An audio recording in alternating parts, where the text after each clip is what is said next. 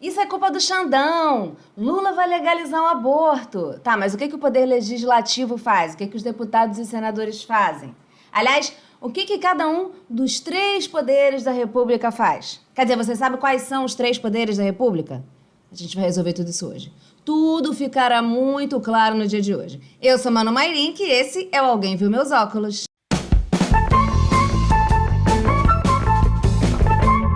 O nosso país é dividido em três poderes: o executivo, o legislativo e o judiciário.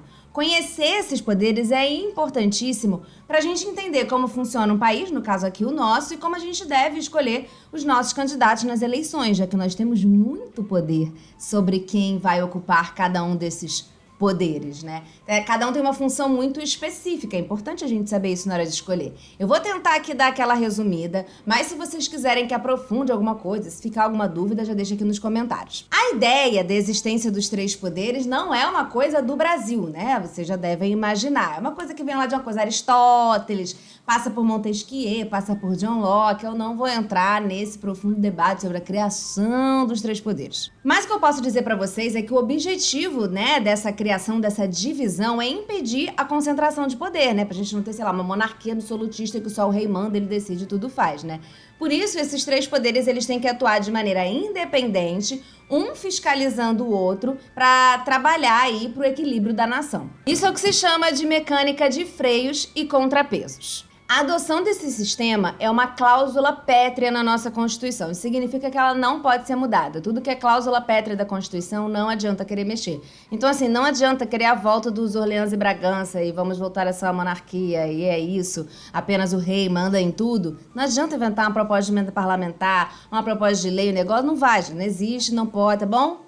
Beijo. E o que faz cada um dos três poderes? Bom, o poder executivo é responsável por literalmente executar, no caso, né, as leis, colocar tudo em prática, colocar a mão na massa, além de propor planos de ação e administrar os interesses públicos. E quem faz parte desse poder? No âmbito federal, é o presidente da República e os seus ministros indicados. No âmbito estadual, o governador e os seus secretários estaduais indicados. E no âmbito municipal, o prefeito e os seus secretários municipais indicados. Atualmente, todos os cargos do Poder Executivo têm 4 anos de mandato com direito à reeleição por mais 4 anos. Então, todo cargo do Poder Executivo, né, toda pessoa que está ali em algum mandato do Poder Executivo só pode ficar no cargo por, no máximo, 8 anos consecutivos. O Poder Legislativo é responsável por elaborar as leis e fiscalizar como e se essas leis estão sendo executadas pelo Poder Executivo.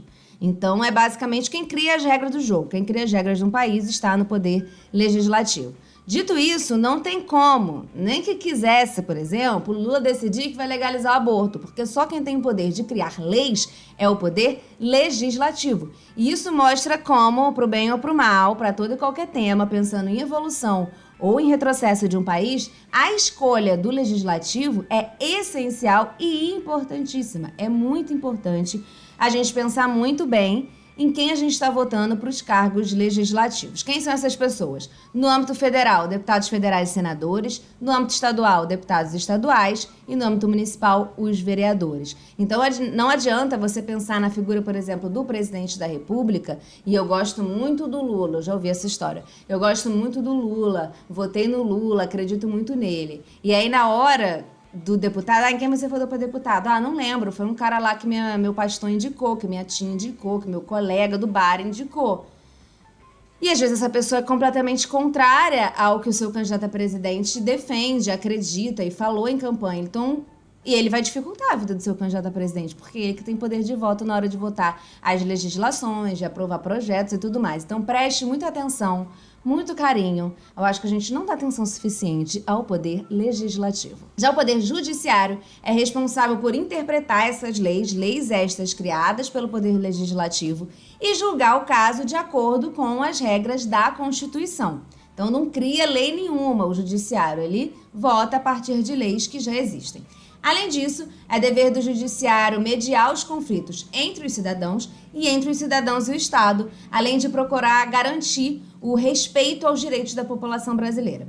No judiciário estão os juízes, os ministros tipo do STF, né, não os ministros de Estado que estão lá no Executivo, indicados pelo Poder Executivo, mas os ministros dessas instâncias como STF, STJ e tal.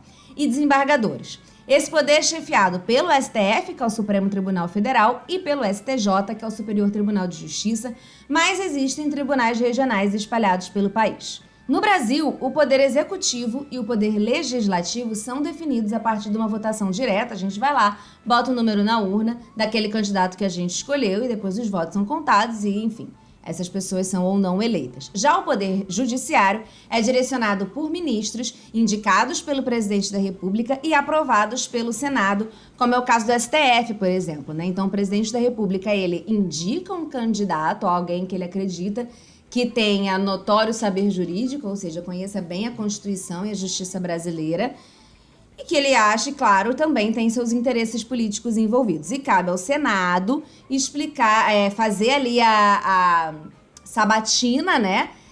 Fazer perguntas para ver se esse candidato ao Supremo Tribunal Federal, por exemplo, tem condições ou não de exercer aquele cargo, se ele tem esse saber jurídico suficiente, se ele conhece bem a Constituição e está disposto a trabalhar em prol da justiça. Novamente, a importância da gente escolher também os nossos senadores, o Poder Legislativo. Vocês percebem que, no fim das contas, parece que está tudo na mão do Poder Legislativo?